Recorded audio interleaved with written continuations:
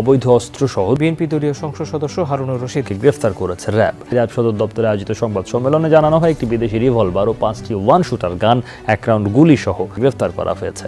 তাদের বাড়ি চাঁপাইনবাবগঞ্জের গোমস্তাপুরে। বিএনপির যুগ্ম মহাসচিব হারুনুর রশিদকে অস্ত্রসহ গ্রেফতার করেছে মহানগর গোয়েন্দা পুলিশ। দুপুরে ব্রিফিংয়ে পুলিশ জানায়, অভিযোগের ভিত্তিতে তাদের অস্ত্রসহ গ্রেফতার করা হয়।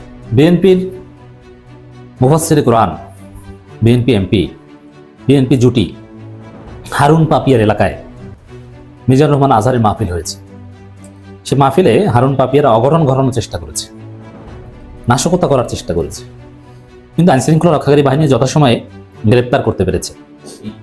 ওয়াজকে বন্ধ করার জন্য হারুন পাপিয়ার লোকজন নাশকতা করতে চেয়েছিল, কিন্তু পারেনি। আমরা এমন রাজনৈতিক বন্দোবস্ত চাই যেখানে কেউ কাউকে জুলুম করার সাহস দেখাবে না, নতুন করে আর কেউ জালিম হবে না, নতুন করে ফ্যাসিস্ট হওয়ার সাহসটুকু দুঃসাহসটুকু কেউ দেখাতে পারবে না। ফ্যাসিস্ট হয়ে জনগণের উপর যদি কেউ চেপে বসে তাহলে তার পরিণতিটা কি হবে, কেমন হবে, এটা 24 সালের জুলাই আগস্টের গণঅভ্যুত্থানে বাংলাদেশের জনগণ প্রমাণ সহকারে দেখিয়ে দিয়েছে। এরপরেও যদি এর থেকে সবাই শিক্ষা গ্রহণ না করে তাহলে তাদেরও পরিণতি এই বিগত ফ্যাসিস্টদের মতোই হবে। কারণ ইতিমধ্যেই আমরা দেখতে পাচ্ছি যে 5 আগস্টের পর থেকে একটা দল তারা চাঁদাবাজি, লুটপাট, দুর্নীতি করে আবারও জনগণের উপর চেপে বসতে চাচ্ছে এবং সে কারণে আগের মতোই জনগণ আবারও অতিষ্ঠ প্রায়। এভাবে যদি সামনে চলতে থাকে তাহলে অচিরেই বাংলাদেশের জনগণ এদেরকেও সেই আগেরকার ফ্যাসিস্টদের মতো এদেরকেও লাথি মেরে এদের পরিণতিও ভয়াবহ করে ছাড়বে। এবং শুধু চাঁদাবাজি এবং লুটপাটই নয়, পাশাপাশি বিগত ফ্যাসিস্টদের মতো ওলামা একরামদের বিরোধিতা করছে, ওলামা একরামদের বিরুদ্ধে বিষোদ্গার শুরু করছে এবং ওলামা একরামদের বিরুদ্ধে ষড়যন্ত্রও শুরু করেছে। এবং তারই ধারাবাহিকতা এবার মিজানুর রহমান আজহারি সাহেবের মাহফিলে তার উপর হামলা করার উদ্দেশ্যে সেখানে নাশকতা করে ধরা পড়েছে বিএনপির একজন সিনিয়র নেতা। দর্শক, এ বিষয়ের কিছু অংশ ভিডিওর শুরুতে শিরোনামে আপনারা দেখে এসেছেন, বিস্তারিত দেখবেন পুরো ভিডিও জুড়ে। এ বিষয়গুলো দেখার পূর্বে আপনাদের একটা অনুরোধ করব, যারা আমাদের চ্যানেলে নতুন আসছেন চ্যানেলটি সাবস্ক্রাইব করে অল ক্লিক করে বেল আইকনটি চালু করে দিবেন, তাহলে নিত্য নতুন পরিবেশন করা আলোচিত সংবাদগুলো অটোমেটিকভাবে আপনারা পেয়ে যাবেন। দর্শক, চলুন আমরা দেখব যে মিজানুর রহমান আজহারি সাহেবের বিরুদ্ধে ষড়যন্ত্র করে তার উপরে হামলা করতে গিয়ে নাশকতা করে যে বিএনপির নেতা ধরা পড়েছে সেটা আমরা দেখব। তার পূর্বে আমরা একটু দেখে আসি যে এই বিষয় নিয়ে, এই দলকে নিয়ে মিজানুর রহমান আজহারি সাহেব তিনি নতুন কিছু বার্তা দিয়েছেন, সেটা আমরা কিছু অংশ দেখে এরপর ওই বিষয়টা দেখব।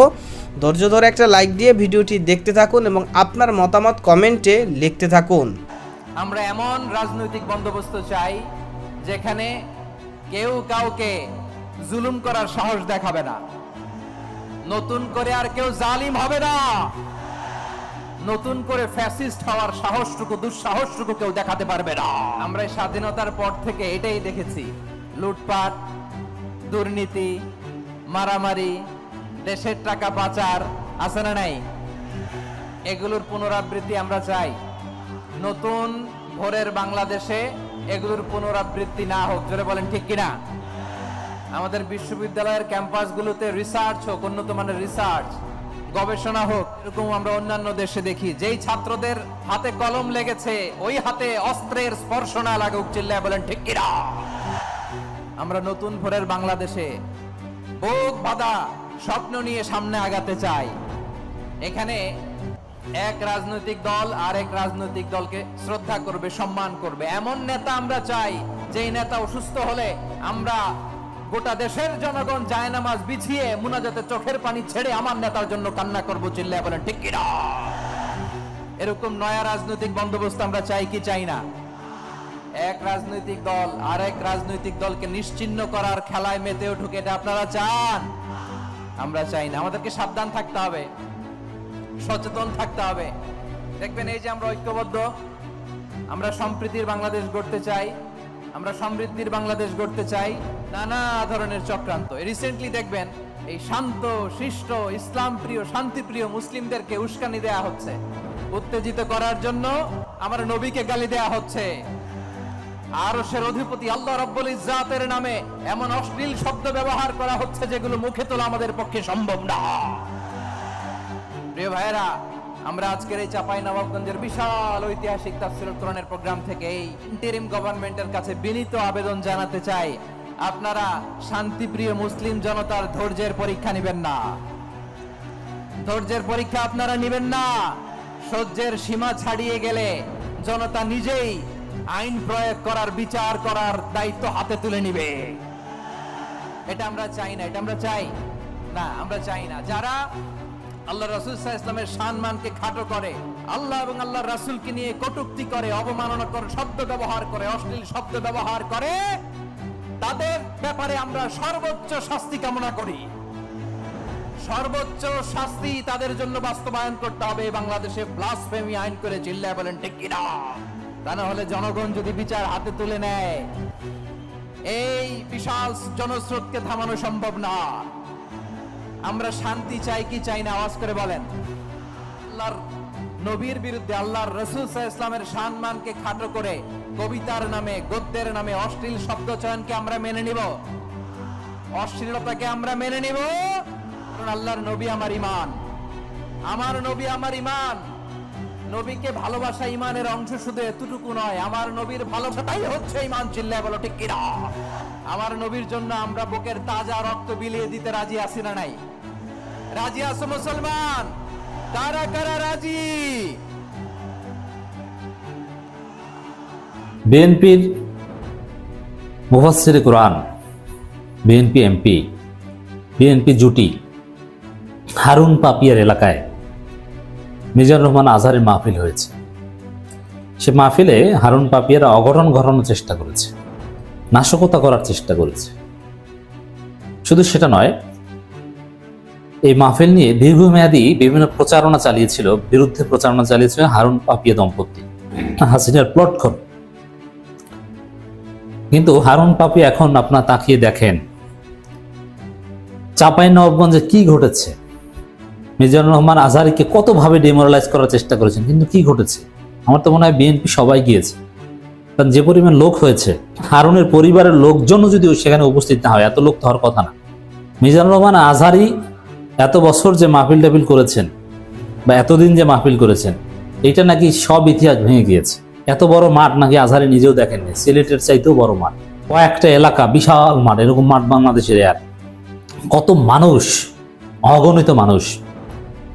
হারুনের বাপ কিংবা জিয়াউর রহমান, তারেক রহমান, খালাদা জিয়া সবাইকে একত্র করলে এত লোক হবে?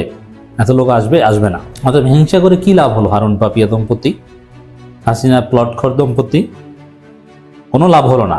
আজহারের প্রতি মানুষের আকর্ষণ আরো বাড়ছেই। আজহারের জনপ্রিয়তা হারুন পাপিয়া দম্পতি একটু কমাতে পারেন। হ্যাঁ, আপনারা একটা নাশকতা করে যাতে ওয়াজটা পণ্ড হয়ে যায় সেই চেষ্টা করেছিলেন। অস্ত্র হাতে যুবক গ্রেপ্তার হয়েছে বলে খবর ছড়িয়েছিল, কিন্তু আইনশৃঙ্খলা রক্ষাকারী বাহিনী যথাসময়ে গ্রেপ্তার করতে পেরেছে। স্বাভাবিকভাবেই অ্যানালজি করলেই পাওয়া যায় এই ওয়াজ মাহফিলের বিরুদ্ধে বিষোদগার করেছিলেন কারা? মানুষ থুতু দিবে, থুতু দেয়, অমুক তমুক, এটা জামাতের, এটা কোনো ওয়াজ মাহফিল নয়, তাফসীরুল কোরআন মাহফিল নয়। সভাপতি আবু যর গেফারি জামাতের আমির, নুরুল ইসলাম বুলবুল ঢাকা মহানগর দক্ষিণের আমির, তাদের নির্বাচনী প্রচারণা, এই বিষোদগার এবং এই ওয়াজকে কেন্দ্র করে নাকি চাঁদাবাজি করেছে সব জায়গায় জামাত। জামাত চাঁপাইনবাবগঞ্জে, যে চাঁপাইনবাবগঞ্জের ইতিহাসে এত বড় সমাবেশ কোনোদিন হয়নি। এত জামাত আসলো কোথা থেকে? তো দর্শক, স্বাভাবিক যেসব হুমকি ধমকি কথাবার্তা বলেছে তাতে ওরমেও যে এই ওয়াজকে পণ্ড করার জন্য হারুনের লোকজন, হারুন পাপিয়ার লোকজন নাশকতা করতে চেয়েছিল, কিন্তু পারেনি। মিজানুর রহমান আজহারী তিনি হারুনের হুমকি ধামকিকে ভয় পেয়ে শুধু মাটির নিচের ওয়াজ করে চলে আসেননি, মাটির উপরের ওয়াজও করেছেন, কথা বলেছেন, পলিটিক্যাল কথাও বলেছেন। মানে হারুনের নসিহত ছিল এটা যে পলিটিক্যাল কথা বলা যাবে না, কিন্তু না, এসব হারুনের মতো মুফাসসিরকে আজহারী করেন না। আমরা ঐক্যবদ্ধ থাকলে কেউ কিছু করতে পারবে না। আজহারী ঐক্যের ডাক দিয়েছেন, হারুনদেরকে গোনার টাইম নেই। জনপ্রিয় ইসলামী বক্তা ডক্টর মিজানুর রহমান আজহারী বলেছেন, আমরা ইউনাইটেড, আমরা উচ্ছ্বসিত, একসাথে দেশ গড়ার কাজে ঐক্যবদ্ধ হতে চাই। এটা আবার অনেকের ভালো লাগে না, আমাদের সুখ অনেকের ভালো লাগে না, নানামুখী ষড়যন্ত্র। এমন এক দেশের পাশে আমরা প্রতিবেশী হয়ে আসছি, আমাদের অনেক কিছু বুঝে শুনে স্টেপ ফেলতে হয়। আমরা যদি ঐক্যবদ্ধ থাকতে পারি তাহলে কেউ আমাদের কিছু করতে পারবে না। ভারতকে ইঙ্গিত করে বলেছেন। আর এই ভারতের মিডিয়ায় যে হারুন পাপিয়া দম্পতির পাপিয়া, এই চাঁপাইনবাবগঞ্জের পাপিয়া, তিনি বাংলাদেশে জঙ্গিবাদের মৌলবাদের উত্থান হয়েছে এই অভিযোগ করে আসেন। বর্তমানে ওয়াজের সিজন প্রায় যদিও অনেকটা শেষের দিকে, কিন্তু এবছরও আমরা দেখলাম যে বাংলাদেশ এই জুলাই অভ্যুত্থানের পরে নতুন করে যে স্বাধীন হয়েছে, এবং এই স্বাধীন বাংলাদেশে বিশেষ করে যারা গান, রোমান্স বা ড্যান্স বা যাত্রাপালা এই ধরনের যত আয়োজন যারা করতেছে, তারা একেবারে বিনা দ্বিধায় এগুলো পালন করতেছে, কোনো ধরনের কোনো বাধা বিপত্তি ছাড়াই। অথচ বাংলাদেশের বিগত এত বছর পর এবারও আমরা দেখলাম যে বিভিন্ন জায়গায় আমাদের মুসলমানদের যে ইসলামিক জলসা মাহফিল, সেই মাহফিলে বিভিন্ন বক্তাদেরকে বিভিন্ন দলের নেতারা তারা বিভিন্ন সময় হুমকি দিয়েছে, বাধা দিয়েছে, বিভিন্ন রকম বিশৃঙ্খলা সৃষ্টি করেছে। এবং যেটা আমরা কখনোই আশা করিনি যে এই স্বাধীন বাংলাদেশে আবারও নতুন করে সেই ফ্যাসিস্টদের মতো মাহফিলে সরাসরি হামলা করা, মাহফিলে বক্তাকে বাধা দেওয়া, মাহফিলে বক্তার বিরুদ্ধে উস্কানি দেওয়া, বিভিন্ন রকমের বিশৃঙ্খলা আমরা একের পর এক কিন্তু দেখে আসতেছি। এবং অনেকেই একেবারে মাহফিলে ডাইরেক্ট থ্রেট দিচ্ছে যে মাহফিলে কোনো ধরনের রাজনৈতিক বক্তৃতা চলবে না, কোনো রাজনৈতিক বক্তব্য চলবে না, কোনো দুনিয়াবি কথা চলবে না, কোনো দেশের কথা চলবে না। আপনি ওয়াজ করবেন, আপনি কবরের কথা ওয়াজ করেন, আপনি কোরআন থেকে ওয়াজ করেন। এই যে সমস্ত গাধার দল এই মাহফিলে বাধা দিচ্ছে, এদেরকে যদি আপনি সূরা ফাতিহাটা জিজ্ঞেস করেন অর্থসহ, কখনোই তারা বলতে পারবে না। বলতে গেলে মানে তাদের যদি মানে বোম মারলেও তাদের পেট থেকে বের হবে না সূরা ফাতিহাটা অর্থসহ এবং বিশুদ্ধ আকারে। সুতরাং তারা আসছে আলেমদেরকে সওয়াব দেওয়ার, মানে সবক দেওয়ার জন্য, যে কোরআন থেকে ওয়াজ করেন, হাদিস থেকে ওয়াজ করেন, রাজনৈতিক কথা বলেন না। অথচ তারা যারা বাধা দিচ্ছে তারা কিন্তু আমরা দেখতে পাচ্ছি যে তারা এমনি রাজনৈতিক সমাবেশ তো করতেছেই বিনা বাধায়, বিনা বাধা বিপত্তি ছাড়াই। পাশাপাশি এই ওয়াজ মাহফিলে গিয়েও তারা বক্তব্য রাখছে এবং তারা তাদের রাজনৈতিক প্রচারণা অনেক ক্ষেত্রে আমরা দেখতে পাচ্ছি যে তারা পালন করতেছে। এবং মানে যখন নির্বাচনটা চলে আসে বা এই যে এখন নির্বাচনী প্রচারণা যখন করে, তখন কেউ দেখতে পাচ্ছি যে পাঞ্জাবি গায়ে দিয়ে, টুপি মাথায় দিয়ে একেবারে আল্লাহওয়ালা, মানে জান্নাত থেকে পালিয়ে আসছে, এরকম একটা ভাব নিয়ে এরপরে সুন্দরভাবে নির্বাচনী প্রচারণা করতেছে, মাহফিলে গিয়ে উপস্থিত হইতেছে। অথচ এই ধর্ম ব্যবসায়ীরা, এই গাধার দল, এরাই আবার আলেমদেরকে বলতেছে ধর্ম ব্যবসায়ী।